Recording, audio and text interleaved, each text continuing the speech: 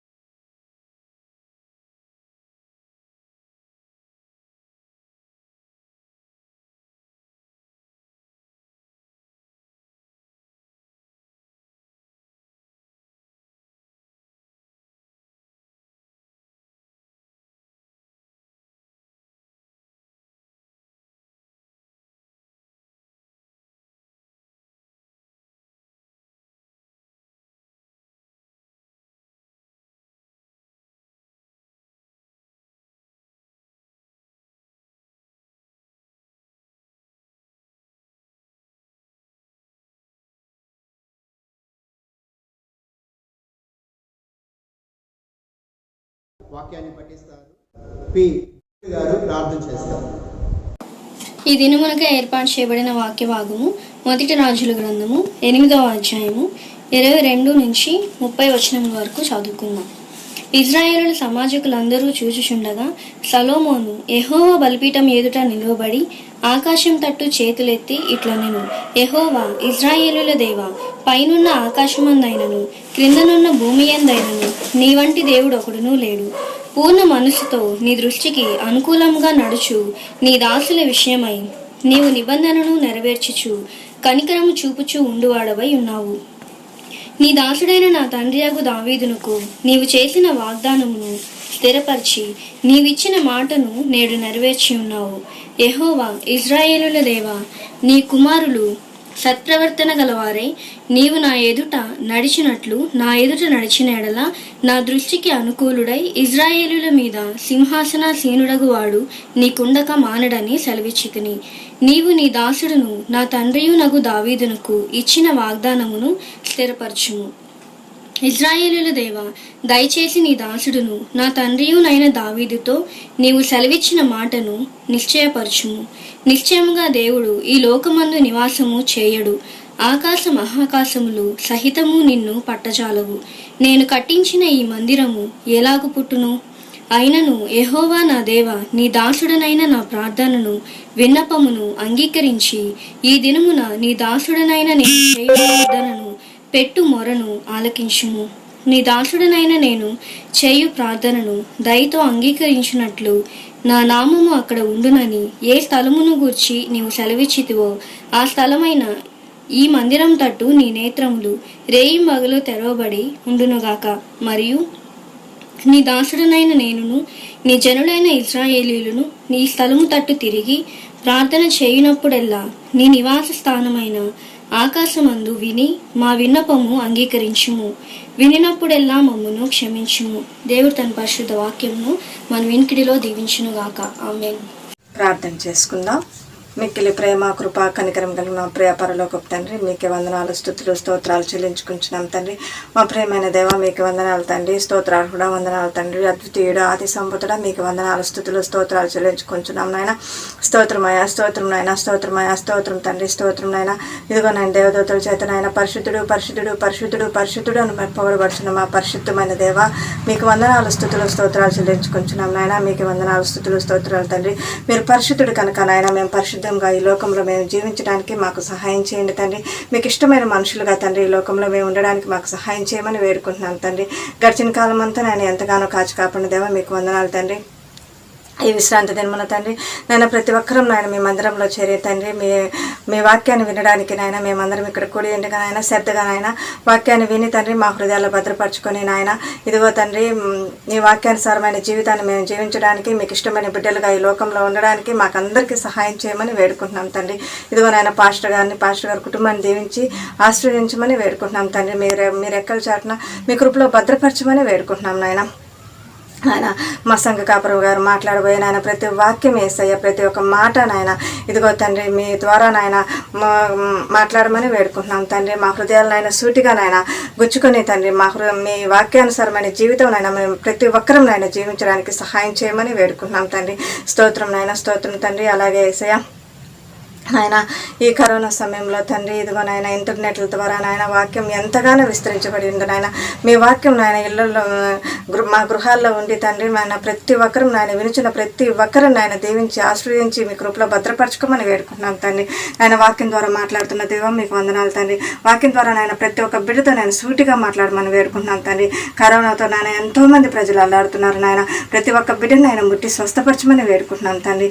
కనికరం గల దేవా మీకు వందనాలు తండ్రి. ప్రతి ఒక్క బిడ్డను ఆయన కాచి కాపాడినాయన. ఇదిగో నాయన మీ కడవరి దినాలు నాయన దగ్గరగా ఉన్నాయని ప్రతి ఒక్క బిడ్డను ఆయన గుర్తెరిగి తండ్రి మీ వాక్యాన్ని ఆయన మరింతగా హత్తుకొని జీవించడానికి ప్రతి ఒక్క బిడ్డను మనస్సుని ఆయత్తపరచమని ఇదిగో నాయన మా సంఘంలో ఉన్న ప్రతి ఒక్క బిడ్డల్ని ప్రతి ఒక్క కుటుంబాన్ని ఆయన పేరు పేరు వరుసని దీవించి ఆశీర్వదించి కాచి కాపాడమని మీరు ఎక్కల చాటును భద్రపరిచి నాయన మీ కాపుదల ప్రతి ఒక్క బిడ్డకి నాయన అనుగ్రహించమని ఇదిగో నాయన వాక్యం ఇచ్చిన ప్రతి ఒక్క బిడ్డను దీవించి ఆశ్రయించి కరుణించి కనికరించి కాచి కాపాడమని నాన్న రాబోయే యేసుక్రీస్తునామమున అడిగి వేడుకుంటున్నాం తండ్రి. ఆమేన్. ఈ పరిశుద్ధమైన నామమునకు మహిమ కలుగును గాక. ప్రార్థన చేసిన వాక్యాన్ని పఠించినటువంటి బిడ్డలను దేవుడు దీవించి ఆశీర్వదించును గాక. దేవుని మహోన్నతమైన నామానికి మహిమ కలుగును గాక. ప్రియులారా రండి, ఇది మన ప్రభుదినము గనుక మేము ఈ గృహాల్లో పరిశుద్ధ గ్రంథాలు చేతపట్టి దేవుని యొక్క వాక్యాన్ని దైవ సేవకులు ఆత్మచేత బోధిస్తున్నప్పుడు జాగ్రత్తగా మనసు పెట్టి వాక్యాన్ని వినవలసిందిగా మీ అందరికీ కూడా మనం చేస్తున్నాం. ఈ కార్యక్రమాన్ని వీక్షిస్తున్న మీ అందరికీ కూడా ద యునైటెడ్ క్రిస్టియన్ చర్చి హృదయపూర్వకమైనటువంటి శుభాభివందనాలు తెలియపరచుకుంటున్నాం. దేవాతి దేవుడు మిమ్మల్ని మీ కుటుంబాన్ని దేవుడు దీవించి ఆశీర్వదించునుగాక. యేసు ప్రభుల వారి యొక్క అతి శ్రేష్టమైన నామంలో మరొకసారి మీకు వందనాలు చెల్లించుకుంటున్నాం. ప్రియులరా, దేవుని యొక్క వాక్యములో మనం ప్రవేశించినప్పుడు దేవుని కొరకు అలనాడు ప్రత్యేకమైనటువంటి ప్రజ ఉంది. వారిని ఇశ్రాయేలీలు అంటారు. వారిని దేవాది దేవుడు మోషే నాయకత్వంలో వారిని పాలుతేళ్లు ప్రవహించే కనాను దేశంలోనికి నడిపించారు. ఆ తరువాత యెహోషువ నాయకుడిగా ఉండి ఆ భూభాగానంతటిని వారికి పంచిపెట్టాడు. ఆ తరువాత దేవుడు వారి కొరకు న్యాయాధిపతులను ఎన్నుకొని న్యాయాధిపతుల ద్వారా వారికి చక్కని పరిపాలన అందించారు. ఆ తర్వాత వారు మాకు రాజును కావాలని కోరుకున్నప్పుడు ఇశ్రాయేల్ యొక్క ఉమ్మడి సామ్రాజ్యానికి మొదటి రాజుగా దేవుడు సౌలుని ఎన్నుకున్నాడు. ఆ తర్వాత దావీదును రాజుగా ఎన్నుకున్నాడు. ఆ తర్వాత సొలొమోనుని దేవుడు రాజుగా ఎన్నుకున్నాడు. సొలొమోను తర్వాత రాజ్యము 2 భాగాలుగా చీలిపోయినది. ఈ చరిత్ర అంతా మనకు రాజులు మొదటి గ్రంథం, 2వ గ్రంథం, దినవృత్తాంతాలు మొదటి గ్రంథం, 2వ గ్రంథాన్ని మనం చదువుతున్నప్పుడు మనకు చక్కగా కనిపిస్తుంది. అయితే ఉమ్మడి ఇశ్రాయేల్ యొక్క సామ్రాజ్యాన్ని మొట్టమొదటి రాజు సౌలు 40 సంవత్సరాలు పరిపాలించాడు. ఆ తర్వాత దావీదు కూడా 40 సంవత్సరాలు పరిపాలించాడు. ఆ తర్వాత అతని కుమారుడైన సొలొమోను కూడా 40 సంవత్సరాలు రాజ్యాన్ని పరిపాలించినట్లుగా చరిత్ర మనకు స్పష్టంగా తెలియపరచబడుతున్నది. అయితే సొలొమోను రాజు అయిన తర్వాత మీరు ఆలోచించండి, దేవుని ఆలయాన్ని నిర్మించాలి అనేటువంటి ఒక ఆశ అతను కలిగింది.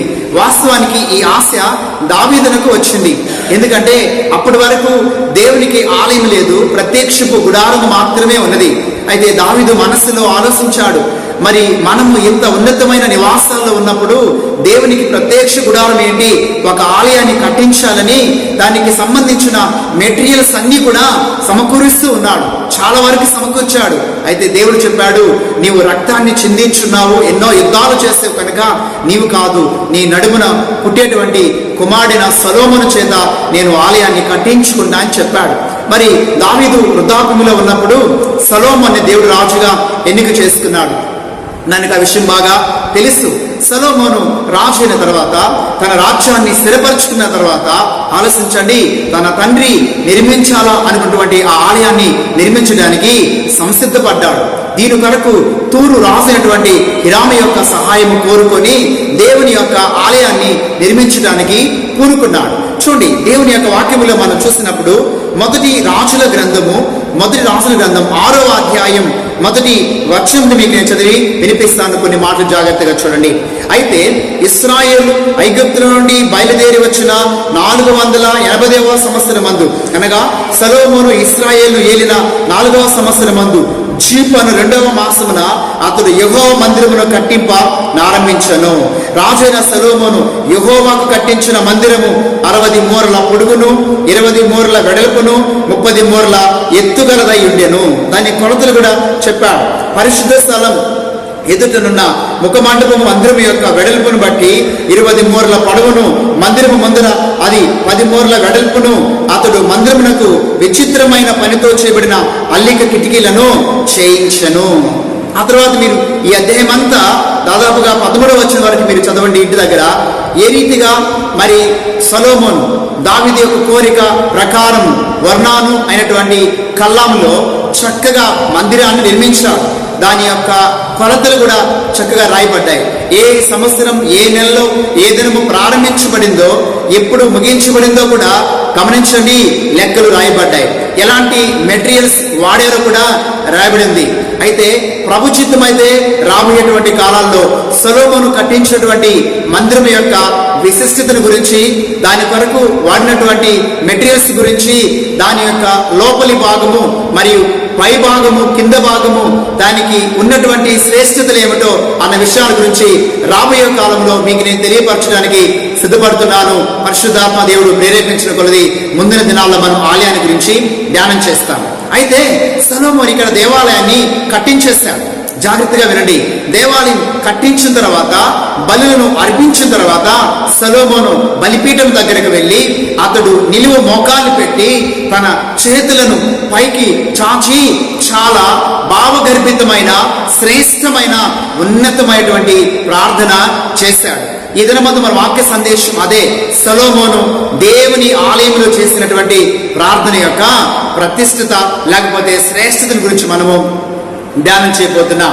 ఈ మాటలు మనం జాగ్రత్తగా ఆలోచన చేస్తే మొదటి రాసుల గ్రంథము 8వ అధ్యాయం, మొదటి రాసుల గ్రంథం 8వ అధ్యాయం 22వ వచనం నుండి 53వ వచనం వరకు ఉన్న మాటలు ఇక్కడ చక్కగా సొలొమోను చేసినటువంటి ప్రార్థన.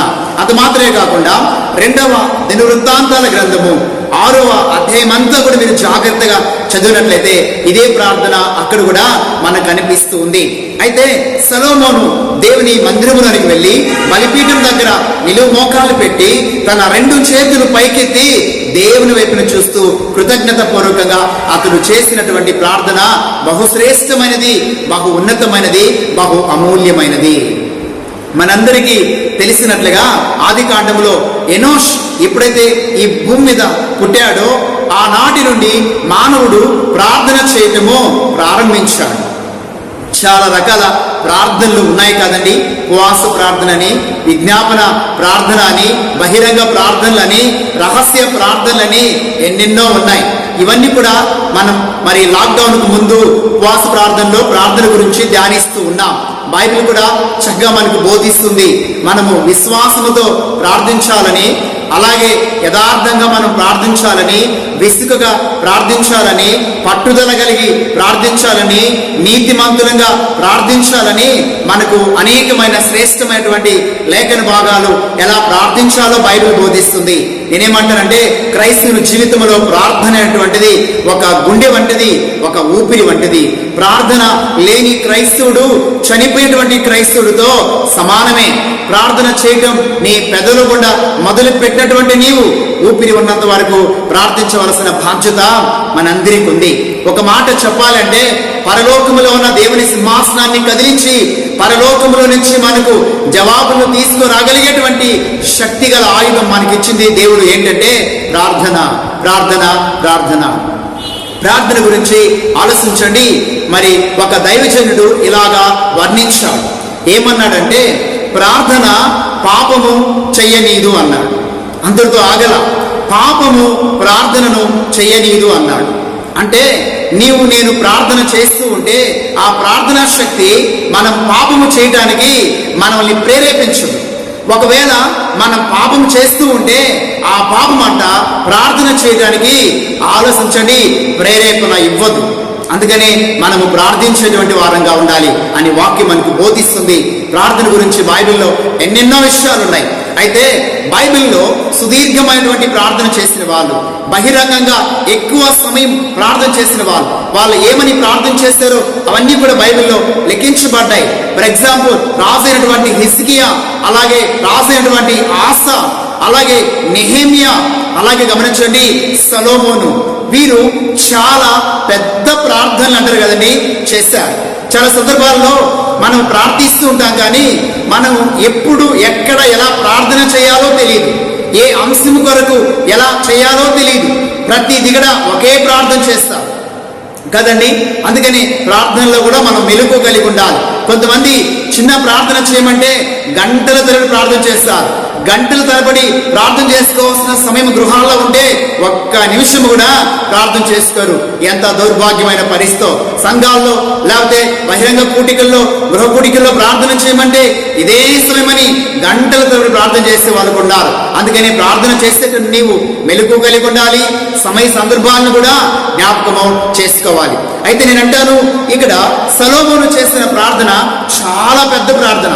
ఎందుకంటే అది సందర్భం, చేయవలసిన సమయము, చేయవలసినటువంటి ప్రార్థన కాబట్టి. బలిపీఠం దగ్గరికి వెళ్ళాడు, మోకాలు పెట్టి చేతులు పైకెత్తి ప్రార్థన చేస్తున్నాడు. నేను ఈ ప్రార్థన గురించి ధ్యానిస్తున్నప్పుడు నాకు చాలా విషయాలు ఇందులో ఆలోచించండి బయలుపరచబడ్డాయి. మరి అందులో కొన్ని విషయాలు నేను మీకు తెలియపరచాలని ఆశపడుతున్నాను. జాగ్రత్తగా మీ బైబిల్స్ ఓపెన్ చేసి త్వరగా నాతో కూడా వాక్యాన్ని వినడానికి, చదవటానికి మనసు పెట్టవలసిందిగా మీ అందరికీ కూడా మనవి చేస్తున్నా.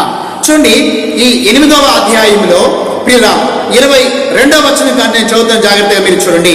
ఇశ్రాయేలుల సమాజకులందరిని చూచుండగా సొలొమోను యెహోవా బలిపీఠం ఎదుట నిలువబడి ఆకాశము తట్టు చేతులెత్తి ఇట్లా అనెను అంటే మందిరంలోకి వెళ్ళి ప్రార్థన చేస్తున్నాడు. మీరు జాగ్రత్తగా ఈ మాటలు వినాలి పిల్లరా. అతడు మందిరంలోకి వెళ్ళి ప్రార్థన చేస్తున్నాడు. ఈ ప్రార్థనలో 22వ వచనం కాడించి దాదాపుగా ఆలోచించండి, ఈ యొక్క 29వ వచనం వరకు కూడా దేవుని యొక్క గొప్పతనాన్ని, ఆయన ఔన్నత్యమును, ఆయన మహిమను గురించి వివరించాడు.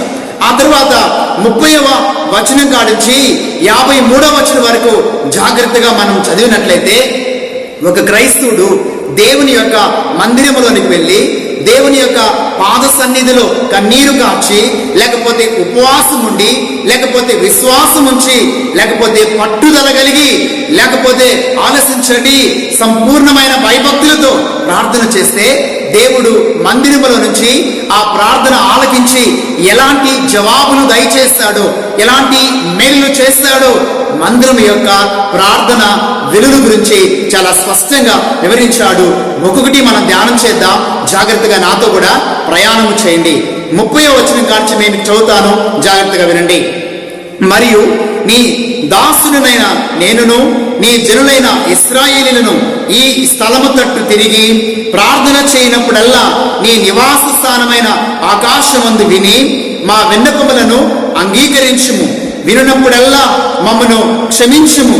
ఎవడైనను తన పొరుగువానికి అన్యాయము చేయగా అతని చేత ప్రమాణము చేయించుటకు అతని మీద ఒట్టు పెట్టబడిన ఎడల అతడు ఈ మందిరమందున్న నీ బలిపీఠం ఎదుట ఆ ఒట్టు పెట్టినప్పుడు నీవు ఆకాశమందు విని నీ దాసులకు న్యాయము తీర్చి హాని చేసిన వాని తల మీదకి శిక్ష రంపించి నీతిపరుని నీతి చొప్పున వానికి ఇచ్చి వాని నీతిని నిర్ధారణ చేయము. ఇది మొదటి విన్నపం. 30వ వచనం కాడించి 32వ వచనం వరకు మనం చూసినట్లయితే ఇక్కడ సొలొమోను చేసినటువంటి ప్రార్థనలో మొట్టమొదటి విన్నపం ఏమిటంటే, ఒకవేళ అయ్యా ఒక నీతిమంతుడు ఒక అనీతిమంతుడు ఉన్నాడు, ఒక అనీతిమంతుడు నీతిమంతునికి ఇబ్బంది కలుగు చేసినప్పుడు, వారు ఒట్టు పెట్టుకోవాల్సిన పరిస్థితులు సంభవించినప్పుడు, ఇదిగో నీతిమంతునికి అన్యాయం కలిగినప్పుడు, నీతిమంతునికి నష్టం కలిగినప్పుడు, నీతిమంతునికి ఇబ్బంది కలిగినప్పుడు ఆ వ్యక్తి నీ పాద సన్నిధికి వచ్చి కన్నీరు కార్చి తనకు కలిగిన అన్యాయమును బట్టి కన్నీరుతో ప్రార్థన చేసినప్పుడు అతని ప్రార్థన నీవు విని అతని నీతిని నిర్ధారణ చేయము అంటున్నాడు. అబ్బా, ఎంత గొప్ప విషయం చూడండి. అంటే నేనేమంటానంటే, దేవుని సన్నిధిలో చేసేటువంటి ప్రార్థనలు దొరికేటువంటి మొట్టమొదటి భాగ్యం ఏంటంటే, నీతిమంతుడు ఒకవేళ నష్టపోయినా, నీతిమంతునికి అన్యాయము కలిగిన, నీతిమంతునికి కష్టము కలిగిన ఎవరి ద్వారా అయినా సరే అతడు దేవుని సన్నిధికి వచ్చి ప్రార్థన చేసినప్పుడు దేవుడు ఊరుకునేవాడు కాదు, చూసేటువంటి వాడు. కాబట్టి అతని నీతిని ఏం చేస్తాడంట? నిర్ధారణ చేస్తాడు. మీకు నేను ఒక ఎగ్జాంపుల్ చూపించాలని ఆశపడుతున్నాను. చూడండి, మొదటి రాజుల గ్రంథము 21వ అధ్యాయం. మొదటి రాజుల గ్రంథం 21వ అధ్యాయము 17వ వచనం కానీ మీకు నేను చదివి వినిపిస్తాను ప్రియులారా. అప్పుడు యెహోవాకు తిష్బీయుడైన ఏలియాకు ప్రత్యక్షమై ఇలాగ సెలవిచ్చెను, నీవు లేచి షమ్రోన్లో ఉన్న ఇశ్రాయేలు రాజైన ఆహాబును ఎదుర్కొంటకు బయలుదేరు. అతడు నాబోతు యొక్క ద్రాక్ష తోటలో ఉన్నాడు. అతడు దానిని స్వాధీనపరచుకొని పోయిను. నీవు అతన్ని చూసి ఇలాగూ ప్రకటించుము, యెహోవా సెలవిచ్చిందేమనగా, దీన్ని స్వాధీనపరచుకొనవలని నీవు నాబోతుని చంపితివి కదా. యెహోవా సెలవిచ్చిందేమనగా, ఏ స్థలమందు కుక్కలు నాబోతు రక్తమును నాకెనో ఆ స్థలమంది కుక్కలు నీ రక్తమును నిజముగా నాకునని అతనితో చెప్పాను. చూసారా, దేవుడు నీతిమంతులకు అన్యాయం కలిగిస్తే ఊరుకునే దేవుడు కాదు. ఇక్కడ 21వ అధ్యాయం అంతా మీరు తర్వాత చదవండి ప్రియులా. ఇక్కడ అద్భుతమైనటువంటి ఉపమానం, అద్భుతమైనటువంటి స్టోరీ చెప్తున్నాడు కదండి. నాబోతు అనేటువంటి వ్యక్తికి ద్రాక్ష తోట ఉంది. దాన్ని నాకు అమ్మమని ఆహాబు అడిగాడు. అయితే అది వారి పిత్రార్జితం కనుక ధర్మశాస్త్రం ప్రకారం పిత్రార్జితాన్ని కాపాడుకోవాలి, అమ్మకూడదు దాన్ని. కాబట్టి అమ్మే అంత ఇబ్బంది అతనికి లేదు కాబట్టి పిత్రార్జితం కాపాడుకోవాలి కాబట్టి నేను అమ్మనని చెప్పాడు ఆహాబుకి. ఆహాబు మూతి ముడుచుకొని ఇంట్లో పడుకున్నప్పుడు దుష్టురాలటువంటి తన భార్య, ఆలోచించండి, ఎందుకండి మీరు ఇలా ఉన్నారన్నప్పుడు విషయం చెప్పాడు. నేను చూసుకుంటాను, మీరు ఊరకుండి అని చెప్పి ఆలోచించండి. మరి రాసి గారి మీదను దేవుని మీదను ఆలోచించండి. అబద్ధమును చెప్పాడని చెప్పి అబద్ధ సాక్షుల్ని పెట్టింది. ఈ యొక్క గమనించండి, యెజబెలు భయంకరమైనటువంటి స్త్రీ. చెప్పి అబద్ధములు చెప్పించి అబద్ధ ప్రమాణములు చేయించి అబద్ధ సాక్షులు పెట్టించి నాబోతుని రాళ్లతో కొట్టి అన్యాయంగా చంపించింది. ధర్మశాస్త్రం ప్రకారం దేవుణ్ణి కానీ రాజును కానీ దూషించాడని 2-3 సాక్ష్యాలు బహిరంగ చెప్తే ఏ వ్యక్తి మీద చెప్తారో ఆ వ్యక్తిని రాళ్ళతో కొట్టి చంపారు. ఈమె రాని కనుక డబ్బులు ఇచ్చి లంచం ఇచ్చి కొంతమంది మనుషుల్ని పెట్టి అబద్ధం చెప్పించి సాక్షుల్ని నాబోతుని అన్యాయంగా చంపించేసింది. నీతిమంతుని దేవుడు ఊరుకుంటాడండి? ఆ పొలాన్ని తీసి తన భర్తకి చేసింది. వెంటనే దేవాతి దేవుడు ప్రవక్తని పంపించాడు రాజు దగ్గరికి. నీతి మంతుడైనటువంటి నాబోతు యొక్క రక్తాన్ని నువ్వు నేల ఒలికించావు కదా, ఇదిగో నీ రక్తాన్ని కూడా కుక్కలు నాకుతాయి, నీ భార్య యొక్క రక్తాన్ని కూడా కుక్కలు నాకుతాయి. నీతిమంతునికి మీరు ఇంత ఘోరంగా అన్యాయం చేస్తే నేను ఊరుకుంటానా? నీతి మంతుడు నాకు మొరపెడుతుంటే నేను ఊరుకుంటానా? నీతిమంతుడు చనిపోయినా కానీ ఆలోచించండి, వాని నీతి భూమి మీద బ్రతికుంటుంది. గుర్తుపెట్టుకోండి, ఒక నీతిమంతుడు తనకు అన్యాయం కలిగి ఆ వ్యక్తి చనిపోయినా అతని నీతి చనిపోదు. గుర్తుపెట్టుకోండి, ఎవరైతే అన్యాయం చేశారో వారి మీద పగ తీర్చుకోవడానికి, కక్ష తీర్చుకోవడానికి, లేకపోతే పనిష్మెంట్ ఇవ్వడానికి దేవుడు చనిపోయినా ఆ వ్యక్తి యొక్క నీతి భూమి మీద బతికుంటదే. దాన్ని బట్టి ఆ వ్యక్తులకు ఖచ్చితంగా పనిష్మెంట్ ఇస్తాడు అన్న సత్యాన్ని ఎన్నడూ కూడా మీరు మర్చిపోకూడదు. అందుకనే చూడండి, దేవుని యొక్క వాక్యంలో మనం చూసినట్లయితే వాక్యం మనతో ఇలాగా మాట్లాడుతున్నది.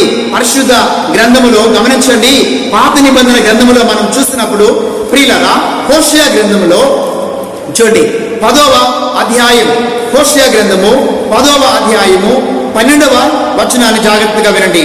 నీతి ఫలించినట్లు మీరు విత్తనము వేయడి, ప్రేమయను కోత కోయిడి, యెహోవాను వెతుకుటకు ఇదే సమయము గనుక ఆయన ప్రత్యక్షమై మీ మీద నీతి వర్షము కురిపించినట్లు ఇది వరకెన్నడు దున్నని బీడు భూములను దున్నుడి. చక్కగా చెప్తున్నాడు. ఏమైంది చెప్తున్నట్టే, నీతి ఫలించినట్లుగా మీరు విత్తనము వేయుడి. అంటే అర్థం ఏంటి? మీ జీవితంలో ఎప్పుడు కూడా నీతి అనేది మంచి నేలలో చల్లేటువంటి విత్తనాల వలె ఉండాలి. అంటే విత్తనాలు లాంటి మంచి విత్తనాలటువంటి నీతిగా ఉండాలి. నేనేమంటానంటే, నీతి అనేది ఒకవేళ మన లోపల లేకపోతే ఆలోచించండి, దేవుడు ఏమాత్రం కూడా నీకు మేలు చేయడానికి, న్యాయం చేయడానికి ఆయన ముందుకు రాడు. ఆయన ధనవంతుల కొరకు ముందుకు రాడు, లేకపోతే అధికారుల కొరకు ముందుకు రాడు, లేకపోతే గొప్ప గొప్ప వారి కొరకు ముందుకు రాడు. ఒక వ్యక్తి ఏ స్థితిలో ఉన్నా ఆ వ్యక్తి నీతిమంతుడిగా జీవిస్తున్నప్పుడు, ఆ వ్యక్తికి అన్యాయం కలిగినప్పుడు ఖచ్చితంగా దేవాతి దేవుడు ఏం చేస్తాడంటే ముందుకు వస్తాడు. అతడు ఏ స్థితిలో ఉన్నా పర్వాలే, ఎంత అల్పమైన స్థితిలో ఉన్నా పర్వాలే, ఖచ్చితంగా దేవుడు ముందుకు వస్తాడని వాక్యం మనకు బోధిస్తుంది. అందుకని మీరు చూడండి, సామెతల గ్రంథంలో మనం చూస్తున్నప్పుడు 10వ అధ్యాయం, సామెతల గ్రంథం 10వ అధ్యాయం, ప్రియులరా సామెతల గ్రంథంలో మనం చూస్తే ఆ 13వ అధ్యాయం కొంచెం ముందుకు వెళ్దాం. 13వ అధ్యాయంలో ఆలోచించండి, 9వ వచనం మీకు నేను చదివి వినిపిస్తాను. నీతిమంతుల వెలుగు తేజరిల్లును, భక్తిహీనుల దీపము ఆరిపోవును. ఏముందని? నీతిమంతుల వెలుగు తేజరిల్లును అంటే అర్థం ఏంటో తెలుసా?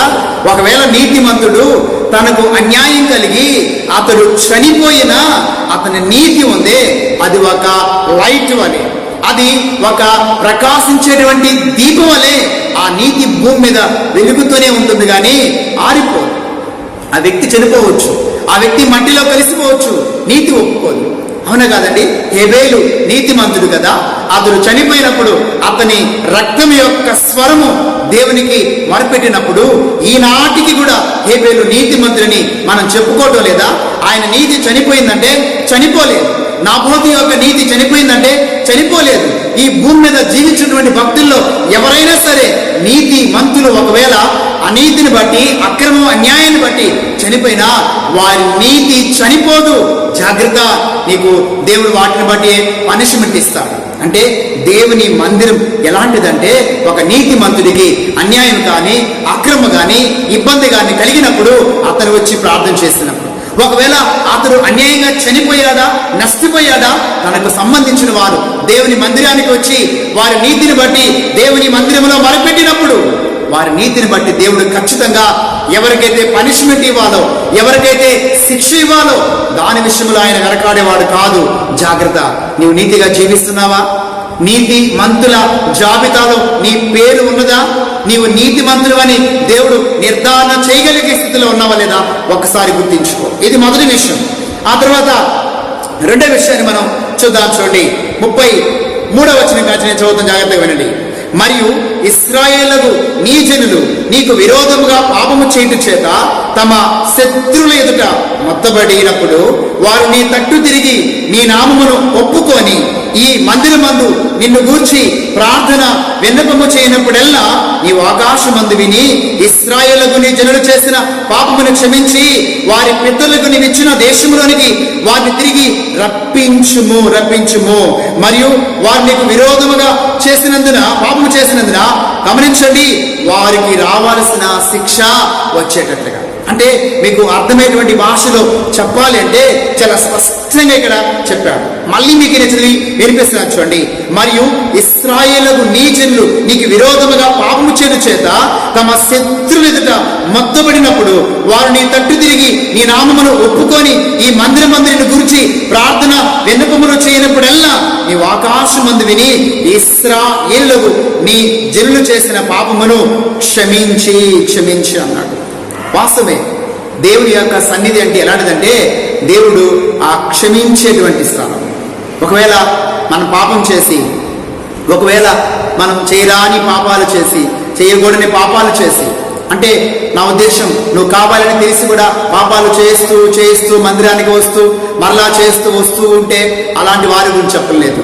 ఒకవేళ అన్ఫార్చునేట్లీ ఒకవేళ గమనించండి, నీ జీవితంలో తెలియకుండా ఇన్సిడెంటల్ గా, లేకపోతే అనుకోని రీతిలో, లేకపోతే కొన్ని సందర్భాల్లో తెలిసి కూడా ఒకవేళ ఏదో ఒక సందర్భంలో నువ్వు ఏదైనా పాపంలో పడిపోయావా, ఏదైనా బలహీనతలో పడిపోయావా, దేవుని దూషించే విషయంలో కానీ, దేవునికి ఇష్టం లేని కార్యం చేసినటువంటి విషయంలో కానీ ఒకవేళ నీవు పాపంలో పడిపోతే ఆలోచించండి, ఈ పాపం నుంచి నేను బయట ఎలా పడాలి అని నువ్వు అనుకుంటున్నావా? అలాగైతే దేవుని యొక్క వాక్యం నీతో మాట్లాడుతుంది. నేను మీకు ఒక వ్యక్తిని చూపిస్తాను చూడండి. 2వ దినవృత్తాంతాల గ్రంథము, ప్రియులరా, 2వ దినవృత్తాంతాల గ్రంథము 33వ అధ్యాయము 10వ వచనం కాంచి మీకు నేను చదివి వినిపిస్తాను, జాగ్రత్తగా వినండి. యెహోవా మనష్షేకును అతని జనులకును వర్తమానులు పంపినను వారు చెవియకపోయిరి. కాబట్టి యెహోవా అష్షూరు రాజు యొక్క సేనాధిపతులను వారి మీదకి రప్పించును. మనష్షే తప్పించుకొని పోకుండా వారు అతన్ని పట్టుకొని గొలుసులతో బంధించి అతని బబులోనికి తీసుకొని పోయిరి. అతడు శ్రమలలో ఉన్నప్పుడు తన దేవుడైన యెహోవాను బతిమాలుకొని తన పితరుల దేవుని సన్నిధిని తన్ను తాను బహుగా తగ్గించుకొని ఆయనకు మరలిడగా ఆయన అతని విన్నపములను ఆలకించి యెరూషలేమునకు అతని రాజ్యంలోనికి అతని తిరిగి తీసుకొని వచ్చినప్పుడు యెహోవా దేవుడే ఉన్నాడని మనష్షే తెలుసుకొనెను. కదండి, మనష్షే అంటే మర్చిపోయేటట్టుగా చేసేవాడు. వాస్తవమే, ఇతడు రాజుగా ఉన్నప్పుడు యెరూషలేము దేశంలో చాలా క్రూరంగా జీవించాడు. మీరు 33వ అధ్యాయం 1వ వచనం కాడించి 9వ వచనం వరకు చదవండి. అతని రాజ్యం ఎంత దుర్భరంగా ఉందో, దేవునికి ఎంత వ్యతిరేకంగా జీవించాడు, దేవుని ప్రజలు భ్రష్లైపోవడానికి కారకుడయ్యాడు. ఎన్నిసార్లు చెప్పినా వినలా. అంతే, దేవుడు ఇతన్ని శత్రువులకి అప్పగించేశాడు. ఇనప గొలుసులతో బంధించి చెరసాలకి తీసుకెళ్ళిపోయారు శత్రువులు, రాజులు వచ్చి. కారణం, ఇతడు పాపము చేయడాన్ని బట్టి దేవుని మాట వినడం. అయితే ఆ సమయంలో విరిగిన నలిగిన హృదయంతో, పశ్చాత్తాపంతో తన పాపం ఏంటో తాను తెలుసుకొని ఇక ఇలాంటి పాపం నేను చేయను, మంచిగా పరిపాలిస్తాను, మంచిగా జీవిస్తాను ప్రభువా, నాకు ఒక అవకాశం దయచేయి అని పశ్చాత్తాపంతో ప్రార్థన చేసినప్పుడు దేవుడు అతను ఏం చేశాడంట, క్షమించాడు. వాస్తవమే, నేనేమంటా అంటే ప్రతి మనుషుడు కూడా బలహీనుడే. మానవ జీవితంలో మనుషుడు ఏదో ఒక బలహీనతలో పడిపోతూ ఉంటాడు. ఏదో ఒక పాపం మనిషిని పట్టుకొని పీడిస్తూనే ఉంటుంది. అవునా కాదండి? అందుకని వాక్యం మనకి ఏమని బోధిస్తుందంటే, ఒకవేళ నువ్వు ఏ బలహీనతలైన పడిపోయి ఉన్నావా? అపవాది అంటది నువ్వు అక్కడే ఉండంటది, లేయొద్దు అంటది, ఇక లేచే ఛాన్స్ లేదంటది. అయితే దేవుని యొక్క వాక్యం మనతో ఏమని మాట్లాడుతుందో తెలుసా? చూడండి, ఎఫెసీయులకు రాసిన పత్రిక 4వ అధ్యాయం 32వ వచనం మీకు నేను చదివి వినిపిస్తాను. ఒకని ఎడల ఒకడు దయగలిగి కరుణా హృదయులై క్రీస్తునందు దేవుడి మిమ్మల్ని క్షమించిన ప్రకారం, ఏమన్నాడండి? దేవుడు మిమ్మల్ని క్షమించిన ప్రకారం మీరును ఒకరినొకరు క్షమించుకునుడి. వాస్తవమే కదండి. మనష్షే పశ్చాత్తాపంతో ప్రార్థన చేశాడు. సొలొమోను ఇక్కడ ఆలోచించండి, ఏ విన్నపాన్ని గురించి చెప్పాడు? మీరు పాపము చేసినప్పుడు ఆలోచించండి, మీరు దేవుని సన్నిధానంలోనికి వెళ్ళి పశ్చాత్తాపంతో ప్రార్థన చేసినప్పుడు, ప్రభువా వారిని క్షమించయ్యా అన్నట్లుగా మనష్షే వెళ్ళి ప్రార్థన చేసినప్పుడు పశ్చాత్తాపంతో ఆలోచించండి, దేవుడు క్షమించలేదా? మనకు తెలుసు కదండి, లూకాసు వార్తలో సుంకరి కూడా కదండి తన యొక్క తలను పైకెత్తడానికి కూడా ధైర్యము చాలక, దేవా పాపిని నన్ను క్షమించయ్యా అన్నప్పుడు దేవుడు క్షమించలేదా? నేటి కృపాకాలంలో కూడా ఎంతమందో జీవితాలు మనం చూస్తున్నాం. వారి జీవితాల్లో తెలిసి తెలియక ఏదో పాపములో ఏదో బలహీనతలో పడిపోయి మరలా వారు తిరిగి లేచి ఇక ఎన్నడూ ఈ పాపం మేము చెయ్యం ప్రభువా అని దేవుని సన్నిధికి వచ్చి కన్నీరు కార్చి మర్ర పెట్టినప్పుడు ఆలోచించండి, దేవుడు మళ్ళీ వారిని ఏం చేస్తాడండి? క్షమించి తన వైపునకు మరల్చుకుంటున్నాడు. వాక్యం వింటున్న దేవుడు నీతో మాట్లాడుతున్నాడు. ఏదైనా పాపములో ఏదైనా బలహీనతలో పడిపోయి అక్కడే ఉన్నావా? లే, పైకి లేయి. ఆలోచించండి, వాక్యం నీతో స్పష్టంగా మాట్లాడుతుంది. వాక్యం నిన్ను సంధిస్తుంది. విడిచిపెట్టు ఆ పాపాన్ని. తప్పి పోయిన కుమారుడు లేచి తిరిగి రాలేదా? ఆలోచించండి, ధూళి దులుపుకో, మెడకట్లు విప్పుకో, ఆ పాపాన్ని విడిచిపెట్టి ప్రభు సన్నిధికి రా. ఇది కృపాకాలం, క్షమించే కాలం, దేవుడు కనికరించే కాలం. ఆలస్యం చేయకు, రేపు మనది కాదు. దేవుని సన్నిధికి వచ్చి నువ్వు పశ్చాత్తాపంతో ప్రార్థన చేస్తే ఖచ్చితంగా దేవుడు నీ పాపాలు క్షమించి నిన్ను పరిశుద్ధుడిగా మార్చుటకు సమర్థవంతుడు. ఇది 2వ విన్నపం. ఆ తర్వాత 3వ విన్నపాన్ని గురించి మీకు నేను తెలియపరుస్తాను, జాగ్రత్తగా వినండి పిల్లరా. 35వ వచనం గురించి మనం చూద్దాం. మరియు వారు నీకు విరోధముగా పాపము చేసినందున ఆకాశం మూయబడి వర్షము లేకపోగా నీవు వారిని ఇలాగో శ్రమ పెట్టడం వలన వారు నీ నామమును ఒప్పుకొని తమ పాపమును విడిచి ఈ స్థలము తట్టు తిరిగి ప్రార్థన చేసినడలా నీవు ఆకాశమందు విని నీ దాసులైన ఇశ్రాయేలుకు నీ జనులు చేసిన పాపములు క్షమించి వారు నడవలసిన సన్మార్గములను వారికి చూపించి నీ జనులకు నీ స్వాస్థ్యముగా నీవిచ్చిన భూమి మీద వర్షమును కురిపించుమంటున్నాడు. 3వ విన్నపాన్ని మనం చూస్తూ ఉన్నాం. సొలొమోను ఇలాగా ప్రార్థన చేస్తున్నాడు. అయ్యా, ఒకవేళ నీ ప్రజలు పాపము చేయటాన్ని బట్టి, నీ ప్రజలు దోషాన్ని చేయటాన్ని బట్టి నీవు వారికి వర్షాన్ని పంపించకుండా, వారికి సమృద్ధి లేకుండా, వారికి ఆహారం లేకుండా, వారికి సారము లేకుండా నీవు ఆకాశం యొక్క తూములను మూసివేసి ప్రజలందరూ కూడా మరి ఆ వర్షము లేక ఎండిపోతున్నప్పుడు వారు తప్పిదాలు ఏమిటో తెలుసుకొని నీ పాద సన్నిధికి వచ్చి కదండి వారు మోకరించి వారు నీ పాదాలు పట్టుకొని, దేవా కనికరించయ్యా, దేవా కృప చూపించయ్యా అని తమ పాపములన్నీ కూడా విడిచిపెట్టి మాకు వర్షాన్ని దయచే ప్రభా అని కన్నీరు కార్చినప్పుడు, అయ్యా వారిని క్షమించి వారికి వర్షమును దయచే అంటున్నాడు. 3వదిగా వాస్తవమే. దేవుని వాక్యాలు మనం చూస్తే దేవుని యొక్క పాద సన్నిధికి వచ్చి ప్రార్థన చేసినారు కదండి. వాస్తవం చెప్పాలంటే దేవునికి ఎంతో కోపమున్నది ఈ ప్రపంచంలో పరిస్థితులు చూసినప్పుడు. అయితే ఎందుకు దేవుడు ఇంకా కనికరిస్తున్నాడు తెలుసా? భూమి మీద క్రైస్తవ సంఘం సజీవంగానే ఉంది. ఎప్పటికీ ఆలోచించండి, అది సజీవమైనదే. అందుకనే క్రైస్తవ సంఘాలు ఈనాడు ప్రపంచమంతా కూడా ఏమి చేస్తున్నా తెలుసా? వారు కన్నీటితో ప్రార్థన చేయడాన్ని బట్టి, ఉపవాసాలతో వారు విజ్ఞాపనలు చేయడాన్ని బట్టి ఆలోచించండి, దేవుడు కనికరాన్ని చూపించి ఏం చేస్తున్నాడు? ఆకాశాన్ని ఓపెన్ చేస్తున్నాడు. ఆకాశాన్ని ఓపెన్ చేసి శ్రేష్టమైనటువంటి ఆ వర్షాన్ని ఇస్తున్నాడు. అవునా కాదంటారా? మీరు చూడండి, లేఖన భాగాల్లో మనం చూసినట్లయితే ఒక అద్భుతమైనటువంటి మాట నేను మీకు చూపించాలని ఆశపడుతున్నాం. దేవుడే మనకు వర్షాన్ని దయచేసేటువంటి వాడని లేఖనాలు మనతో చాలా స్పష్టంగా మాట్లాడుతున్నాయి. పరిశుద్ధ గ్రంథములో మనం చూసినప్పుడు యోవేలు గ్రంథము, ప్రియులరా, యోవేలు గ్రంథము 2వ అధ్యాయం యోవేలు గ్రంథం 2వ అధ్యాయం 23వ వచనం నుంచి మీకు నేను చదివి వినిపిస్తాను, జాగ్రత్తగా వినండి. సియోను జనులారా, ఉత్సహించి మీ దేవుడైన యెహోవా యందు సంతోషించుడి. తన నీతిని బట్టి ఆయన తొలకరి వర్షమును మీకు అనుగ్రహించును. వాన కురిపించి పూర్వమందు వలె తొలకరి వర్షమును కడవరి వర్షమును మీకు అనుగ్రహించును. కొట్లు ధాన్యముతో నిండును. కొత్త ద్రాక్షరసమును క్రొత్త తైలమును గానుగులకు పైగా పొర్లి పారును. మీరు కడుపార తిని తృప్తి పొంది మీ కొరకు ఆ వింత కార్యములను జరిగించిన మీ దేవుడైన యెహోవా నామమును స్తుతించినట్లు నేను పంపిన మిడతలను, గొంగలి పురుగులను, పసర పురుగులను, చీడ పురుగులను అను నా మహాసైన్యమును తీసివేసిన సమస్తముల పంటను మీకు మరలా ఇత్తును. దేవుని మాట వినకపోవటం వల్ల సైన్యాన్ని పంపించాడు, పంటంతా కూడా తినివేసింది. దేవుని మాట వినకపోవటాన్ని బట్టి ఆ వర్షము రాకుండా ఆకాశాన్ని మూసివేసేశాడు. పశ్చాత్తాపంతో దేవుని మందిరానికి వచ్చి ప్రార్థన చేశారు. అవును కాదండి, ఈనాడు క్రైస్తవ సంఘాలు భూమి మీద ప్రార్థనలు చేస్తున్నాయి కాబట్టి దేవుడు కనికరించి మేఘావృతాన్ని పంపిస్తున్నాడు. వర్షము ఎవరిదండి? దేవునిది కదా. ఆయన దగ్గరే కదా మేఘాలున్నాయి. ఆయన కనికరిస్తేనే కదా వర్షం భూమి మీదకి వస్తుంది. ఆయన కనికరించకపోతే ఒక్క జల్లు కూడా భూమి మీద పడదు. కావాలంటే మీకు అర్థమయ్యేదాని కొరకు మరొక మాట కూడా నేను మీకు చూపిస్తాను. చూడండి, కీర్తన భాగంలో మనం చూసినప్పుడు ప్రియులారా 65వ కీర్తన చూడండి, 65వ కీర్తనలో మనం చూస్తే 9వ వచనం జాగ్రత్తగా వినండి. నీవు భూమిని దర్శించి దాన్ని తడుపుచున్నావు, దానికి మహదైశ్వర్యము కలిగి చేయుచున్నావు. దేవుని నది నీళ్లతో నిండి ఉన్నది. నీవు భూమిని అట్లు సిద్ధపరిచిన తర్వాత వారికి ధాన్యము దయచేయుచున్నావు.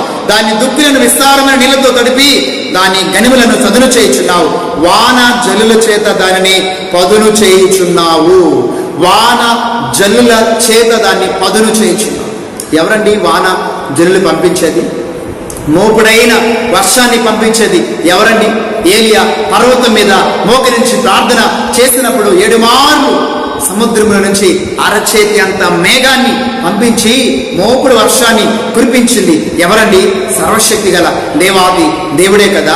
ఒకవేళ దేవుడు వర్షం అనేది రానియకుండా ఆపివేస్తే భూమి మీద సకల జీవరాశులు నశించిపోతాయి అన్న సత్యం మనందరికీ తెలుసు. అయితే బైబిల్లో మనం చూస్తే దేవుడంట తొలకరి వర్షమును కడవరి వర్షాన్ని పంపిస్తాడంట.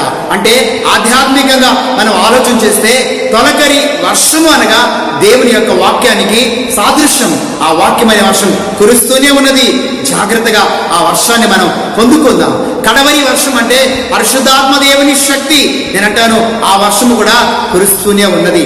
అంటే వాక్యం అనేటువంటి వర్షము, పరిశుద్ధాత్మ దేవుని శక్తి అయినటువంటి ఈ 2 వర్షాలు భూమి మీద కురుస్తూనే ఉన్నాయి కాబట్టి మానవుని యొక్క మనుగడ కొనసాగుతుంది. లేకపోతే ఎండి స్టాప్ అయిపోతుంది అన్న సత్యాన్ని మీరు ఎన్నడూ కూడా మర్చిపోకూడదు. అది ఆత్మీయమైనటువంటి సత్యము, ఇది భౌతికమైనటువంటి సత్యము. కాబట్టి నీ జనులు పాపాన్ని ఒప్పుకొని నీ సన్నిధికి వచ్చి మోకరించి ప్రార్థన చేసినప్పుడు అయ్యా ఆత్మ సంబంధమైనటువంటి వర్షం అనగా వాక్యమైనటువంటి వర్షం, పరిశుద్ధాత్మ దేవుని వర్షాన్ని కురిపించయ్యా. అది మాత్రమే కాదయ్యా, సకల జీవరాశులు మానవుని మనుగడ భూమి మీద కొనసాగించడానికి సస్య శ్యామలం కలిగి సమృద్ధి కలిగి అయ్యా మేము కడుపారా తిని జీవించడానికి కావలసినటువంటి ఆహార పంట మేము పొందుకోవడానికి కావాల్సిన వర్షాన్ని కూడా పంపించయ్యా. అవును, తన స్వాస్థ్యం మీద ఆయన వర్షాన్ని కుమ్మరించేవాడు. ఈ విషయంలో ఆయన పక్షపాతము చూపించేటువంటి వాడు కాదు. మత్తయి సువార్తలో ప్రభు చెప్పాడు, ఒక నీతిమంతుడు అనీతిమంతుడు ఆలోచించండి, నిలబడిన వర్షము ఇద్దరి మీద పడుతుందంటే అందరిని ఆయన ప్రేమిస్తున్నాడు.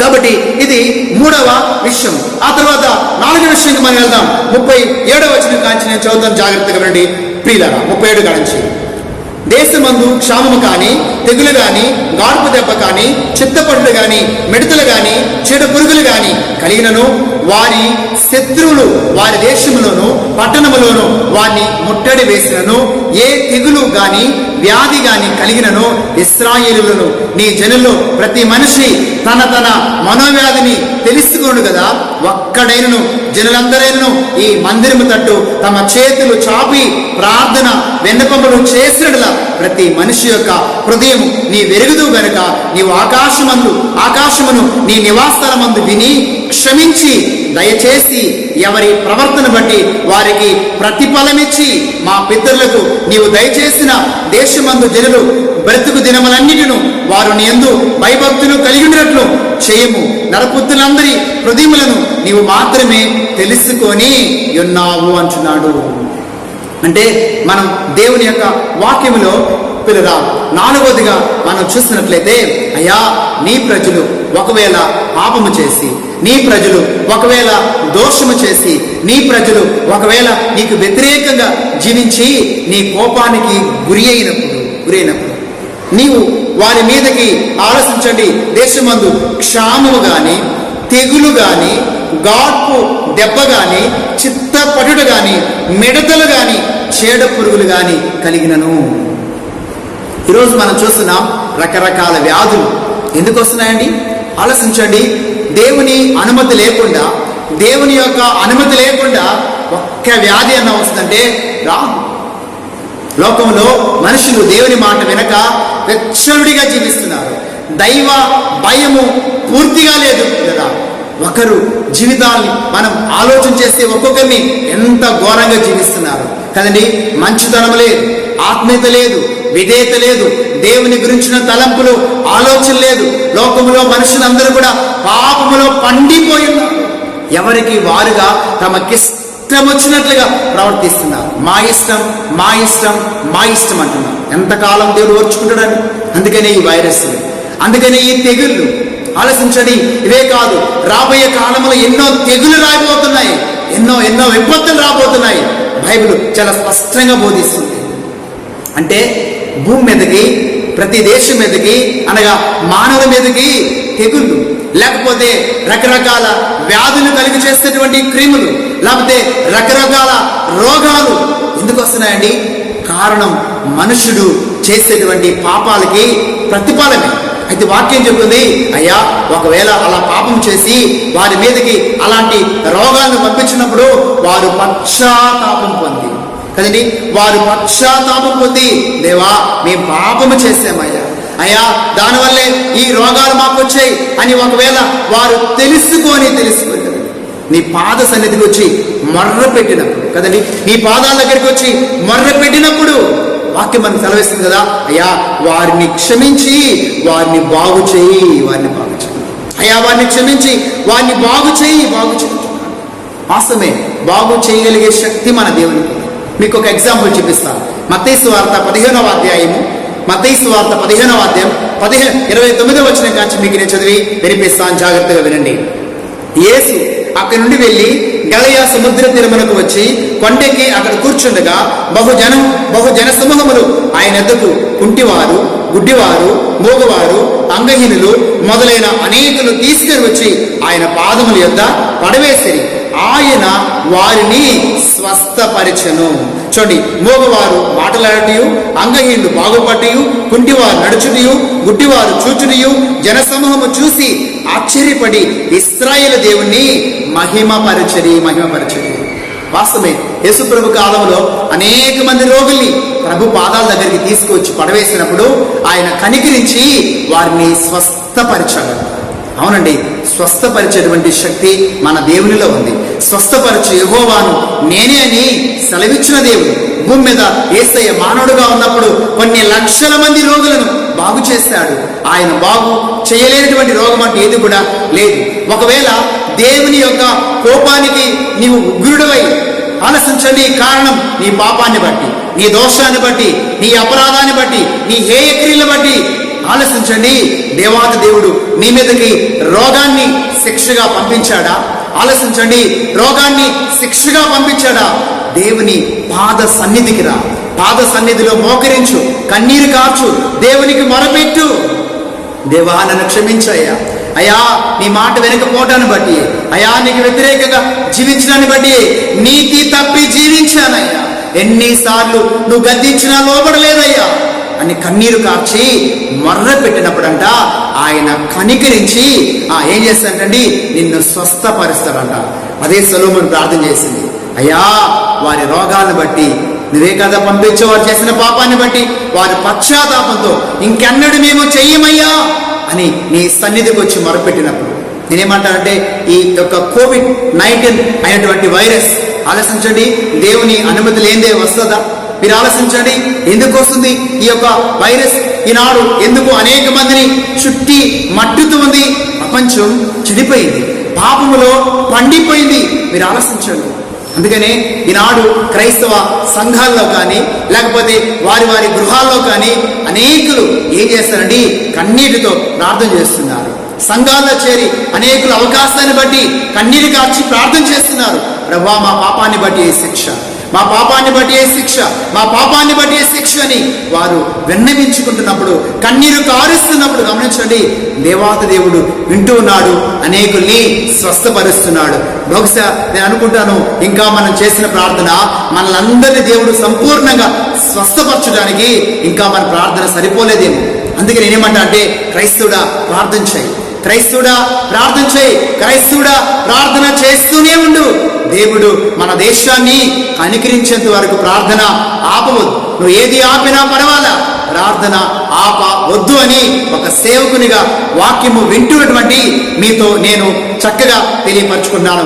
బైబిల్ మనకు అదే తెలియపరుస్తుంది. వేరొక మార్గం మనకు లేదు. సొలొమోను ప్రార్థన చేశాడు. అయ్యా, పాపాన్ని బట్టి రోగం వచ్చి నీ సన్నిధికి వచ్చి వారు కన్నీరు కార్చినప్పుడు వారి ప్రార్థన విని వారిని స్వస్థపరిచేయి అంటున్నాడు.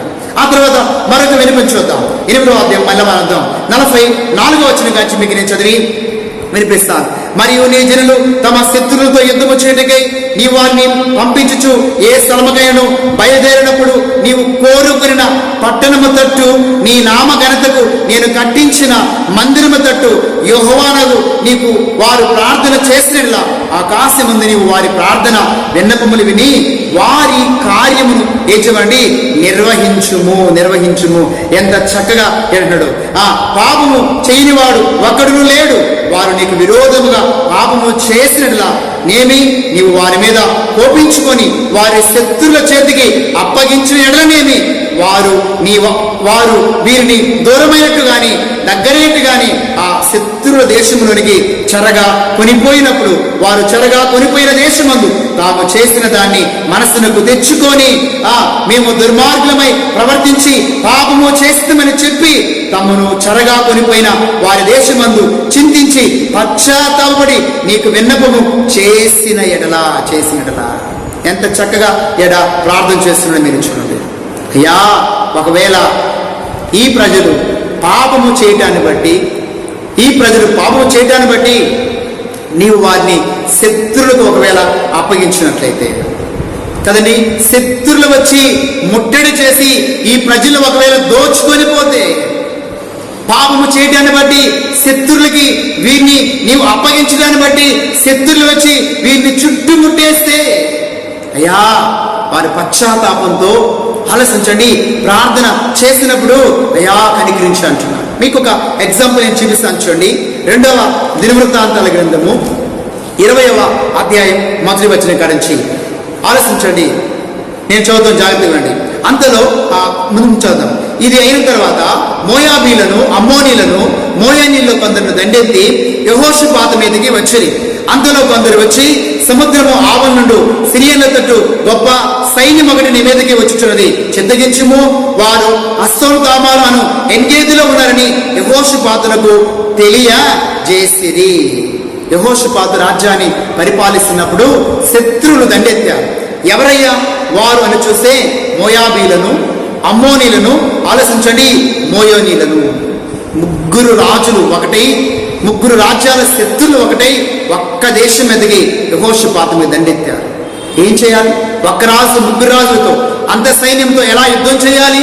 విస్తారమైన సైన్యం, కొద్ది సైన్యమే ఇక్కడ ఉంది కదండి, 3 ఇంతలు, ఒక్క ఇంత. ఏం చేయాలండి? శత్రులు చుట్టుముట్టేశారు. ఏం చేయాలో అర్థం కావట్లేదు. దానికి మోకరించి ఏం చేశాండి? ప్రార్థన చేయడం మొదలుపెట్టాడు. దేవుని యొక్క పాద సన్నిధిలోనికి గమనించండి వెళ్ళాడు. చూద్దాం 5వ వచనంలో, యెహోషాపాతు యెహోవా మందిరములో క్రొత్త శాల ఎదుట సమాజముగా కూడిన యూదా యెరూషలేము జనుల మధ్య నిలువబడి 6వ వచనం కాంచి ప్రార్థన చేయడం మొదలుపెట్టాడు. అద్భుతంగా ప్రార్థన చేయడం మొదలుపెట్టాడు. అయ్యా, శత్రువులు మమ్మలను చుట్టుముట్టేస్తారు. ఆ సమయం నేనేమంటా అంటే, ఈ భౌతికమైన లోకములో మనకు ఉన్నటువంటి శత్రువులే కాకుండా ఆత్మ సంబంధంగా కూడా శత్రువులు ఉన్నారు. ఈ 3 రాజులు 3 రకాలైనటువంటి శత్రువులు చూపిస్తున్నారు. ఎవరయ్యా వారంటే శరీరాశ, నేత్రాశ, జీవపడంబం. కంటికి కనిపించని శత్రువులు కదండి, మనతో యుద్ధం చేస్తా ఉంటాయి. శరీరాశ, నేత్రాశ, జీవపడంబం అనేటువంటి శత్రువులను అపవాది ప్రతి క్రైస్తవుని మీదకి పంపిస్తారు. దాడి చేస్తూ ఉంటారు, వచ్చి యుద్ధం చేస్తూ ఉంటారు కదండి. కొంతమంది ఓడిపోయి పడిపోతూ ఉంటారు. శరీరాశలోనో, నేత్రాశలోనో, జీవపడంబములోనో ఏదో ఒక దాని చేతిలో పడిపోతూ ఉంటారు. వాక్యం మనతో ఏమని సెలవిస్తుందంటే, ఈ శత్రువులు నీ మీద దండెత్తినప్పుడు ఆలోచించండి, నువ్వేం చేయాలో తెలుసా? దేవుని మందిరానికి రా, ప్రభు యొక్క పాద సన్నిధికి రా, ఓ పాదాలు పట్టుకో. ప్రభువా, ఈ శత్రువులు నా మీదకి దండెత్తుతున్నారయ్యా. అయ్యా, ఈ శత్రువులు నన్ను అతలాకుతలము చేయడానికి ప్రయత్నాలు చేస్తున్నారయ్యా, నేనేం చేయాలి? ఈ శరీరాశ, నేత్రాశ, జీవపడం అనేటువంటి శత్రువులు నన్ను చాలా ఇబ్బందికి గురి చేస్తున్నారు, నాతో యుద్ధం చేస్తున్నారు ప్రభా అన్నప్పుడు దేవుని సన్నిధికి వచ్చి ప్రార్థించు, దేవుని సన్నిధికి వచ్చి కన్నీరు కార్చు. చూడండి, యోహాను రాసిన మొదటి పత్రిక 5వ అధ్యాయం 4వ వచనం కంచి మీకు నేను చదివి వినిపిస్తాను. దేవుని మూలముగా పుట్టిన వారందరూ లోకమును జయించుదురు, లోకమును జయించిన విజయము మన విశ్వాసమే. చూడండి, దేవుని మూలముగా పుట్టిన వారందరూ కూడా ఏమవుతారంట? లోకాన్ని జయిస్తారంట. లోకాన్ని జయించడం అంటే ఏంటి తెలుసా? లోకములోనే ఉన్నాయి శరీరాశ, నేత్రాశ, జీవపడము. మనము ఈ లోకములో ఉన్నాం. శరీరాశ, నేత్రాశ, జీవపడము ఈ లోకములోనే ఉన్నాయి. అవి మనతో యుద్ధం చేస్తున్నాయి. వాటిని మనము ఓడించాలి అంటే ఏం చేయాలండి? దేవుని సన్నిధికి వచ్చి దేవుని పాదాలు పట్టుకొని కన్నీరు కార్చి ప్రార్థన చేసినప్పుడు దేవుడు అద్భుతమైన రీతిలో మనకి విజయాన్ని ఇస్తాడు. అందుకనే సొలొమోను ప్రార్థన చేస్తున్నారు, అయ్యా, నీ ప్రజలు పాపము చేసినప్పుడు ఒకవేళ ఆ శత్రువులు వారి మీద అటాక్ చేసి వారిని బంధించినప్పుడు, అంటే 2 రకాలుగా భౌతికమైన శత్రువులు ఒకవేళ ఆలోచించండి పట్టుకొని బంధించారు, లేకపోతే ఆధ్యాత్మికంగా శరీరాశ, నేత్రాశ, జీవపడమం అనేటువంటి లోకానికి సంబంధించినటువంటి శత్రువులు వచ్చి నిన్ను అటాక్ చేశారా? ఈ శత్రువులు కావచ్చు, నువ్వేం చేయాలంటే ఆ శత్రువులు జయించడానికి శక్తి చాలదు గనక దేవుని సన్నిధికి రా, దేవుని పాదాల దగ్గర రా. సొలొమోను అదే చేశాడు. అయ్యా, నీ ప్రజలు నీ సన్నిధికి వచ్చి కన్నీరు కార్చి ప్రార్థన చేసినప్పుడు వారి ప్రార్థన ఆలకించి వారికి అద్భుతమైనటువంటి రీతిలో ఆలోచించండి విజయాన్ని దయచేయి. ఖచ్చితంగా దేవుడు ఏం చేస్తాండి? విజయాన్ని దయచేటకు ఆయన సమర్థవంతుడు. ఇంకొక మాట చివరిగా చెప్పి నేను ముగించేస్తాను. చూడండి, 8వ అధ్యాయం వద్ద మరలా మొదటి రాజుల గ్రంథం 46వ వచనం కాంచి మీకు నేను చదివి వినిపిస్తాను. 45 నుంచి కూడా. ఆకాశముందు నీవు వారి ప్రార్థన విన్నపమును విని వారి కార్యములను ఏమనండి నిర్వహించుము అంటున్నాను. నిర్వహించుము అంత మాత్రమే కాదు, 49వ వచనం కూడా, ఆకాశమును నీ నివాసస్థలమందు నీవు వారి ప్రార్థన విన్నపములు విని వారి కార్యములను నిర్వహించి అంటున్నాడు. దేని యొక్క వాక్యం మనం చూస్తే, అయ్యా, ఒకవేళ నీ ప్రజలు పాపము చేసినప్పుడు ఒకవేళ వారు ఆ పరిస్థితిని బట్టి చెరలోనికి వెళ్ళిపోవలసిన పరిస్థితి వచ్చింది, లేకపోతే వారు చేసిన పాపాన్ని బట్టి విపత్తు వారి మీదకి ఒకవేళ వచ్చేసింది అనుకున్నాం, వారు విపత్తుకి ఒకవేళ వారు గురి అయిపోయారయ్యా అనుకున్నాం. అలాంటప్పుడు వారు ఆ ఇక్కట్ల నుంచి, ఆ ఇబ్బందుల నుంచి అయ్యా ప్రార్థన చేసినప్పుడు వారిని నీవు కనికరించు. కాబట్టి సొలొమోను చేసినటువంటి ఈ ప్రార్థన విన్నపాన్ని మీరందరూ కూడా మనస్కరించుకోండి. ఈ అధ్యాయాన్ని మళ్ళీ పదే మనస్సు పెట్టి చదవండి. ఎంత అద్భుతంగా సొలొమోను ప్రార్థన చేశాడో, ఎంతగా మందిరంలో ప్రార్థన చేయడాన్ని బట్టి దేవుడు ఎన్ని గొప్ప కార్యాలు చేస్తాడో ఇవన్నీ కూడా మీ మనస్సులో సువర్ణాక్షరాలతో రాసుకొని మందిరం యొక్క శ్రేష్ఠతను, మందిరం యొక్క విలువను, మందిరం యొక్క భాగ్యాన్ని తెలుసుకొని మందిరములో ప్రార్థన చేయవలసిందిగా మీ అందరికీ తెలియపరచుకుంటూ ముగించుకుంటున్నాం. దేవుడు తన వాక్కులు మన వినికిలో దీవించి ఆశీర్వదించునుగాక. ఆమేన్. తల వంచుకుందాం, ప్రార్థించుకుందాం. పరిశుద్ధుడు అయిన తండ్రి, ప్రేమ కలిగిన మా దేవా, నీకు స్తోత్రాలు నాయనా చెల్లించుకుంటున్నాం. అవును ప్రభా, సొలొమోను మందిరంలోనికి వెళ్ళి మోకాలు పెట్టి చేతులు పైకెత్తిన ఆయన చేసినటువంటి ప్రార్థనలో ఎన్నో విన్నపాలు ఉన్నాయి. కొన్ని శ్రేష్టమైనటువంటి విన్నపాలను ప్రభా మేము ధ్యానం చేసుకోవడానికి మీరు మా ఎడల కృప చూపించారు. నీకు వందనాలు చెల్లించుకుంటున్నాం. అవును తండ్రి, మేము ఏ పాపము చేసినా, ఏ బలహీనతకు గురి అయినా, ఏ దోషానికి గురి అయినా మీ పాద సన్నిధికి వచ్చి కన్నీరు కార్చి మేము ప్రార్థన చేసినప్పుడు మమ్మలను ప్రభా కనికరించే దేవుడు అని, మా పట్ల కృప చూపించే దేవుడు అని, వాత్సల్యత చూపించే దేవుడిని ప్రభా తెలియపరిచినందుకు కూడా వందనాలు చెల్లించుకుంటున్నాం. సొలొమోను చేసిన ప్రార్థన బహుశ్రేష్టమైన ప్రార్థన ఉండగా ప్రభా నిన్ను స్తుతించుకుంటున్నాం. నీ మందిరం యొక్క విలువలను మేమందరం ఎరిగిన వారమే, గుర్తించిన వారమే ప్రభా. నీ మందిరంలో కన్నీరు కార్చినైనా ప్రార్థించేటువంటి భాగ్యము మా అందరికీ నీ దయచేయమని, తద్వారా గొప్ప భాగ్యాన్ని పొందుకునే భాగ్యం అందరికీ దయచేయమని, నీ కృప చూపించమని యేసు నామములో అడుగుచున్నాము తండ్రి. ఆమేన్. ఆశీర్వాదాలు మన పరమ తండ్రి అయిన యెహోవా దేవుని ప్రేమ, ప్రభు అయిన యేసుక్రీస్తు వారి కృప, పరిశుద్ధాత్మ దేవుని యొక్క అన్యోన్యమైన సహవాసం, త్రియేక దేవుని ఆశీర్వాదాలు సదాకాలము మనందరికీ తోడుగా ఉండునుగాక. ఆమేన్. ప్రభునామములో మీ అందరికీ వందనాలు చెల్లించుకుంటున్నాం. ఈ కార్యక్రమాన్ని వీక్షిస్తున్న మీ అందరికీ కూడా ద యునైటెడ్ క్రిస్టియన్ చర్చి హృదయపూర్వకమైనటువంటి శుభాభివందనాలు తెలియపరచుకుంటున్నాం. God bless you.